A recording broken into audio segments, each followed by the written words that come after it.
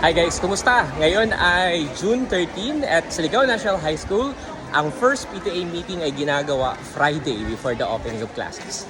Kaya naman magpapa-PTA meeting tayo for today's video. Let's go!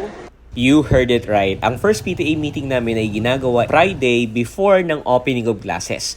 Para naman ready yung mga bata pagpasukan. Dito, dinidiscuss yung mga school rules and protocols kahit na yung pag-distribute ng books ay binibigay on this first HR PTA meeting para pag Monday, ready yung mga bata para sa pasukan.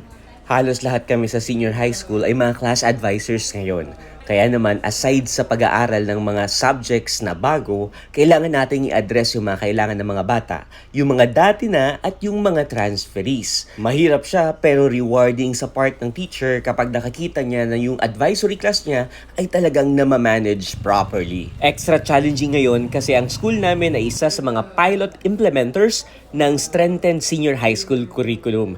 Kaya naman, bagong-bago ang lahat. Kailangan mo namang mag-aral. At syempre, meron tayong mga gagawing paraan para matulungan natin ang ating mga learners at ang aming mga sarili bilang mga teachers. Salamat na lang at ang aming science team ay very cooperative. I-highlight ko lang itong mga garantisadong parents natin na talagang 100% ang attendance for today's homeroom PTA meeting natin. Talagang kahanga-hanga ang kanilang suporta sa kanilang mga mag-aral.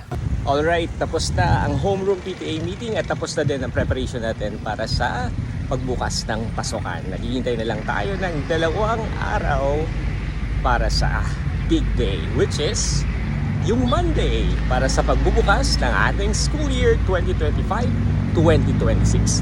Paalam! See you guys sa Monday. Bye-bye!